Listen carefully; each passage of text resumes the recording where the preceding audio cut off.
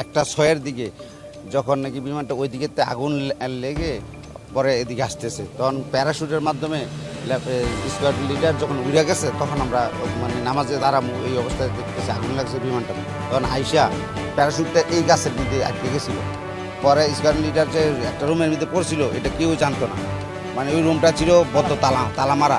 1.5 ঘন্টা পরে আমরা সবাই দেখছি যে ওই বেলুনটা গাছের মধ্যে একটা ঝুলতেছে। তখন আমরা ভাবলাম যে বেলুন এখানে কেন রয়েছে, আমরা ভাবছি যে ওইখানেই স্কোয়াড লিডার মারা গেছে।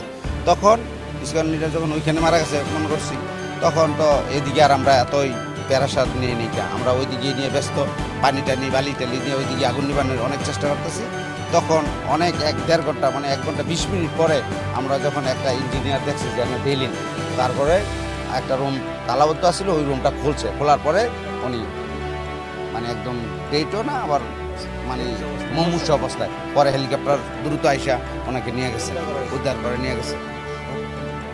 আমরা যখন এই ব্লাস্টের শব্দ তখন পিছনে এই বিল্ডিংটার পিছনে একটা রুম আছে, তো আমরা ওই রুমে বসে রয়েছি। তখন হঠাৎ করে একটা শব্দ হলো, শব্দ হওয়ার সাথে সাথে আমরা আসার পরে দেখতে যে এখানে আগুনের দাউ দাউ করে আগুন জ্বলতেছে। তখন আমরা সর্বপ্রথমে আমরা এলাকার লোকজন আসার পরে আমরা ওই সাইডে এই 2 তলার আরেকটা গেট আছে ওই সাইড দিয়ে, ওই গেটটা আমরা বের করে ছাত্রছাত্রী কিছু আমরা বের করার সাথে সাথে তখন এখানে আসার সাথে সাথে আবার আগুনের আরো লেলি বের হয়ে আসে। বের হওয়ার সাথে সাথে সবাই আবার আমরা সর্বপ্রথম যে পাচ্ছি পানি দিয়ে আমরা নিবানোর চেষ্টা করছি।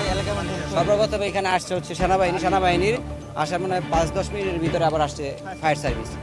তারপর সবাই উদ্ধার করার জন্য যার মতো চেষ্টা করার আমরা চেষ্টা করছি। খাস করে এখান দিয়েই আসছে, আমাদের পাশে আমরা এখানেই থাকি।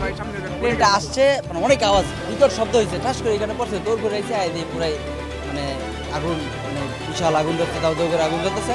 তৎক্ষণাৎ সাথে সাথে বাল্টি নিয়ে যেভাবে পারছি লোকেদের সাথে পানি টেন দিছি। মানে আগুন ধরছে এখান থেকে আরো প্রায় 5-7 কিলোমিটার দূর থেকে দৌড়, ওইখান থেকে আগুন ধরা অবস্থা, আকাশে আগুন ধরা অবস্থায় প্লেনটা আসতেছিল। তখন আমরা মানে ওইভাবে বুঝতে পারি নাই। আসার পরে আমরা আমাদের ইমাম সাহেব নামাজে দাঁড়াইছিলাম, ইমাম সাহেব বলতেছে ভাই মালিক সঙ্গে প্লেন করছেন, কিসের প্লেন করছে, যে শব্দ হয়েছে মনে হয়েছে চালে কেউ ঢিল দিয়েছে, এরকম শব্দ পাইছি আমরা। তখন আমার বাচ্চা আবার এই বিল্ডিংয়ে পড়ে, এই বিল্ডিংয়ে 2 রুম পরে। তো আমার ওয়াইফ আমার ফোন দিলে বলে যে আনাবা তো ওই ইয়াতে প্লেন হায়দারের বিল্ডিংয়ে প্লেন তো অনেকে পড়ে গেছে। তখন আমি বললাম দ্রুত যাও। তখন আমিও ফরজ শেষ করে দ্রুত আসছি, এসে দেখি আপনার বিল্ডিংয়ের সামনে আগুন জ্বলতেছে। আমার মেয়ে, হ্যাঁ মেয়ে ছিল, এখন সুস্থ আছে।